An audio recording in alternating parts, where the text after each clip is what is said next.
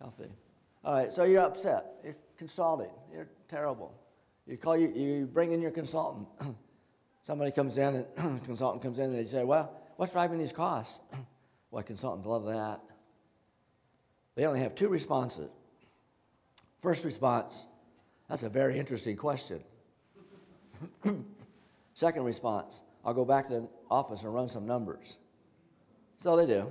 They go back to the office, have a beer and a cigarette, and pull out an old report, do a find and replace, hopefully no spelling mistakes. And then they wait for 2 weeks. Can't go right back right away. They go back and, boy, we worked like crazy over the weekends and late. We got the answer. The answer is disease is driving those costs. Well, you asked this trivial question, you got a trivial answer. Of course it's disease. The interesting thing is, that's what business people have been doing for 60 years since you took over healthcare from after World War II. You're just paying. I don't know, you thought doctors were smart. For some reason, you're going to pay what they did. We know better now. You don't have to do that. We know better than they ain't so smart. So, in the business case, I just showed you, I said that risks were driving that. So, now we say risks are driving that. By the way, you know how much hospitals love that? Who has the biggest buildings in the state, usually, around the state? Insurance companies and hospitals. Some of them are nonprofit. That means they just know how to hide money. In Michigan, I think the same in Wisconsin, who's the biggest, largest non-public industry sector? Healthcare. That is a very bad deal for America when your largest industry sector is taking care of sick people. Where's our society heading? First of all, I think my goal is to help the hospitals and others get better with reduced errors and coordination of care. If they don't get better, we need to put them out of business and send your people to the best hospitals. And those ones we put out of business, we can turn into low-rent condos for the seniors. We'll solve the aging or the housing problem for them. All right, so now health risk. Now health risk people are happy. Now they can make some money. See a lot of those around. Weight Watchers at work, fitness centers. I think Weight Watchers want you to lose weight. What do they want you to do? What's their economic model? Customer for life and buy food. Where they want you to lose weight. I think fitness centers want you to show up. They want you to join. You think they want you to show up? Why not? It's too crowded. Just follow the money on these things. Look at it, it's an economic issue. I have a lot of friends in those fields, so those are irritated already. Now, I think the last slide I showed you, the last data we came up with, the low-risk people. I think that's part of the solution. When we wrote Zero Trends, we thought that was the solution. Now we think there's something else out there yet, beyond low risk, but I'll tell you about that later. So where's cost and investment? These are costs over here, disease and health risks. Those are costs.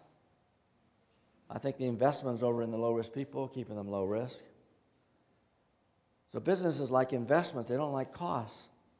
So how do you change those costs, which you're into now? How do you change that into investment? You have an opportunity to do that. And it just takes some thinking, especially at the workplace. Don't even think about the workforce. How are you going to change your workplace?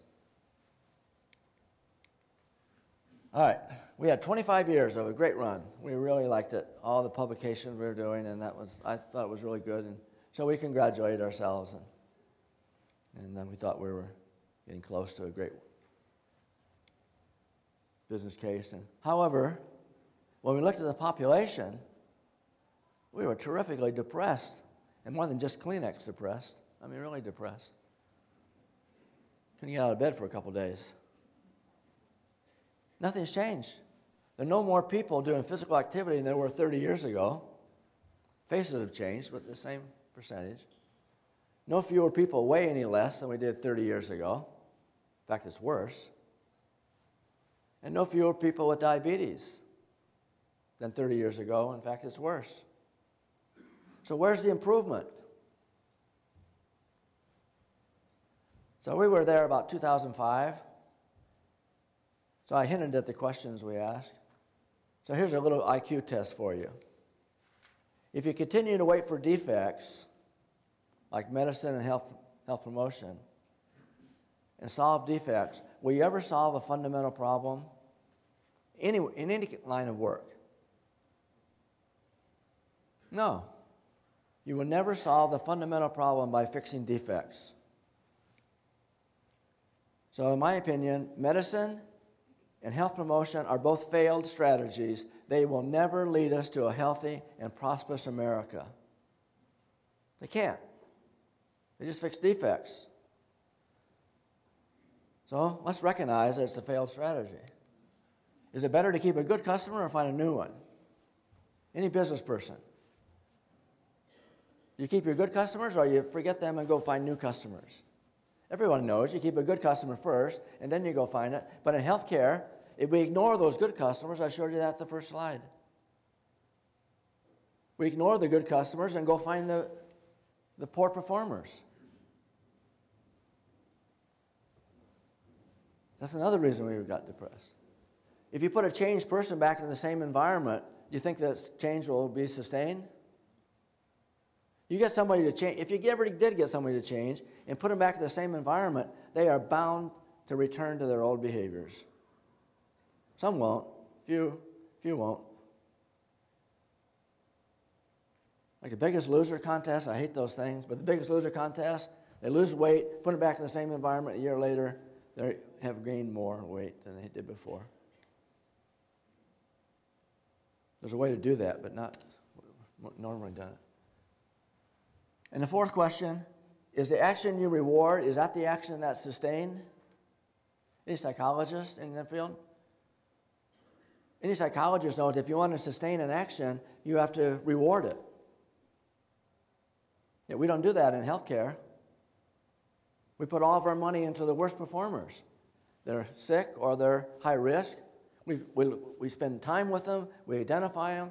We spend money on them to try to get them to change. We call them. We pray with them. Yeah, it's just like they love it. Like the disruptive kid in school, they love it. We spend all of our time over there. This person that's doing everything right, we ignore. All right, so those are 4 questions we asked ourselves in 2005, 2006. So then we went to my friend Albert.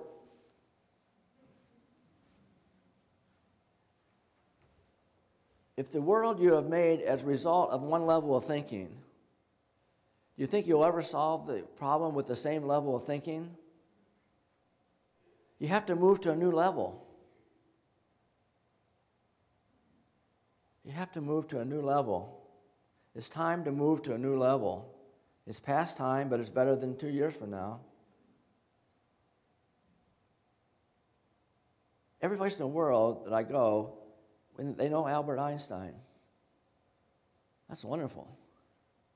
I'm really looking forward to meeting him someday. I'm in no real hurry to do that, but